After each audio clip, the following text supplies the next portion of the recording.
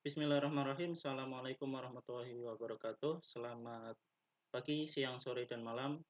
Bersama saya Dani Pugulaksono dan saya dibantu oleh Pak Caca Pratama. Di sini saya akan memberikan pengantar untuk mata kuliah pemrograman spasial yang nanti akan kita bahas sekarang ada di topik minggu ke-6.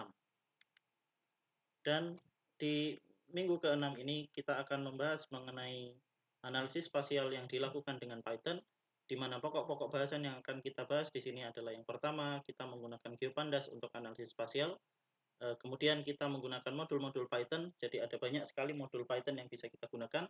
Ada modul-modul yang bisa kita gunakan untuk melakukan analisis spasial berupa jarak, analisis spasial yang berupa jaringan, analisis spasial yang berupa data raster dan lain sebagainya yang akan kita kenal beberapa saat lagi. Dan kemudian sebagai pengantar untuk topik yang akan kita bahas di mata kuliah pemrograman spasial ini adalah bagaimana kita melakukan analisis spasial dengan menggunakan Python. Ya, sebagai contoh kita akan melakukan analisis berupa analisis jaringan. Nah, minggu sebelumnya kita sudah membahas mengenai bagaimana kita memanfaatkan GeoPandas. Dalam hal ini, kita menggunakan GeoPandas untuk keperluan spatial data science sederhana, di mana kita menggunakan data-data shapefile.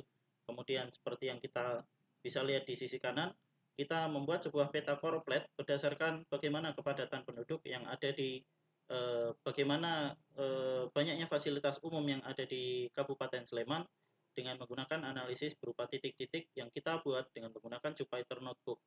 Nah, pada pertemuan yang ada di minggu ini, kita akan membahas lebih jauh mengenai apa itu GeoPandas dan bagaimana sebenarnya melakukan analisis spasial dengan GeoPandas. Pada contoh sebelumnya, kita sudah membuat sebuah peta semacam ini.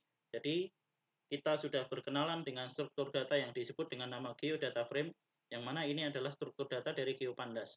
Geodata frame ini memiliki struktur seperti yang ada di sebelah kanan. Jadi ada indeks yang menyatakan urutan dari data, kemudian ada datanya sendiri yang terdiri dari serangkaian data vektor yang kemudian kita susun menjadi sebuah tabel dalam bentuk raster, dalam bentuk data. Kemudian di bagian terakhir di situ ada kolom yang menyatakan geometri.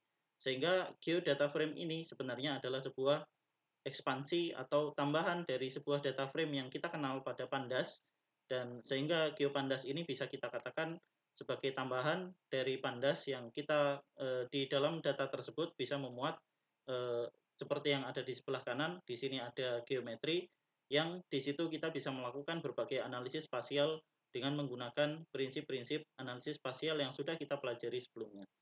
Nah, dalam hal ini, ketika kita berkenalan dengan geodata frame, maka kita juga nanti akan berurusan dan di minggu ini kita nanti akan melakukan bagian dari project di mana kita perlu mengenali bagaimana sebuah data spasial itu disimpan dan bagaimana data spasial itu memiliki informasi mengenai koordinat.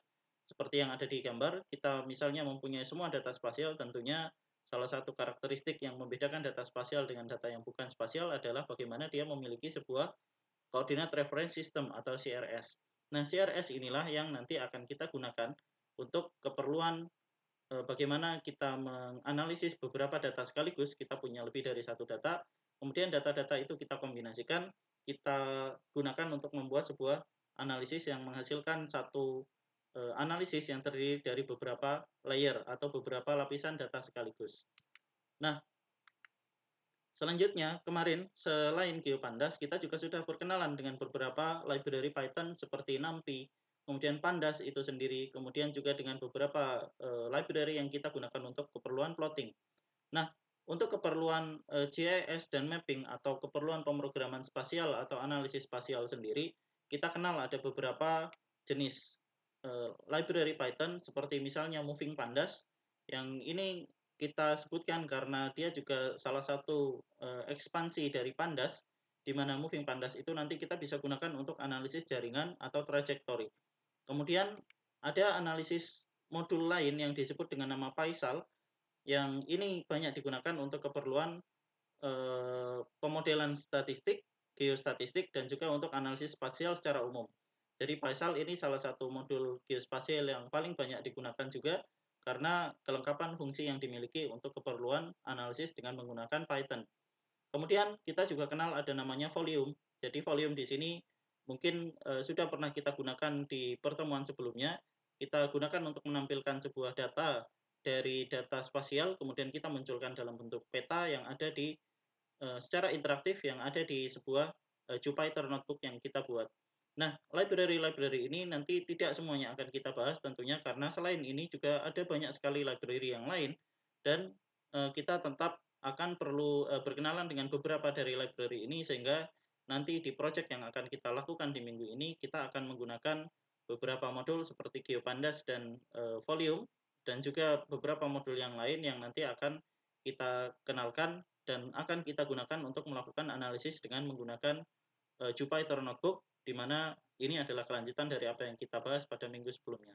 Nah, selain library-library ini, ada juga library yang layak untuk disebutkan secara khusus sebagai bagian dari analisis spasial yang ada pada Python, yaitu yang pertama adalah PyQGIS dan yang kedua adalah ArcPy. Nah, kedua library ini berbeda dari library lain yang ada di sebelah kiri saya. Yang ini membedakan adalah karena kedua library ini terikat pada sebuah perangkat lunak desktop yang kita kenal dan sering kita gunakan yaitu QGIS dan ArcGIS.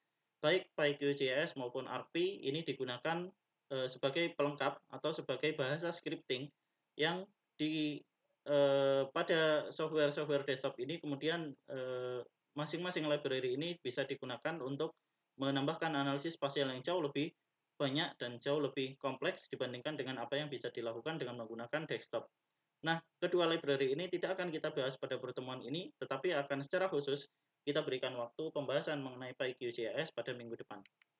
Nah, kemudian untuk proyek yang akan kita kerjakan pada minggu ini, kita akan punya sebuah proyek analisis jaringan.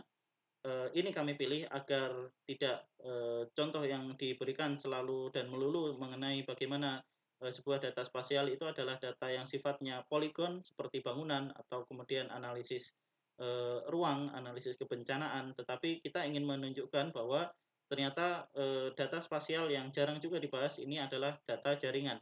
Nah, sehingga kita nanti akan menggunakan data yang kita peroleh dari OpenStreetMap, kemudian dari data OpenStreetMap ini kita ambil dan kita lakukan analisis di dalam sebuah Jupyter Notebook dengan menggunakan modul-modul yang seperti yang tersebut di sebelah saya ini, yaitu GeoPandas, PySal, kemudian OSM-NX untuk berurusan dengan data OSM, dan juga PyDeck yang nanti kita bisa gunakan untuk menampilkan analisis yang lebih kompleks dari data yang kita buat. Nah, ini adalah contoh analisis yang bisa kita lakukan nantinya, yaitu kita bisa menghitung sebuah trajektori atau juga kita bisa melakukan analisis mengenai OD cost matrix.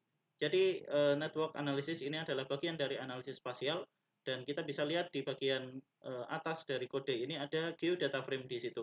Sehingga di sini kita menggunakan Pandas, kemudian nanti kita juga akan menggunakan beberapa library lain sebagai pelengkap dari analisis yang kita lakukan dan dari situ nanti kita akan bisa menghasilkan peta dan sebuah analisis geospatial data science yang menunjukkan bagaimana bahwa Python itu bisa kita gunakan untuk analisis spasial yang sangat kompleks. Dan terakhir, kita juga akan mencoba untuk menampilkan data ini dalam sebuah library yang disebut dengan nama PyDeck yang tadi sudah saya sebutkan, di mana PyDeck itu bisa kita gunakan untuk menampilkan data 3 dimensi seperti ini. Nah, itu saja pengantar dari saya. Terima kasih dan selamat belajar untuk minggu ini. Kita akan lanjutkan dengan praktek yang ada di modul yang sudah disediakan di ELOT. Terima kasih. Assalamualaikum warahmatullahi wabarakatuh.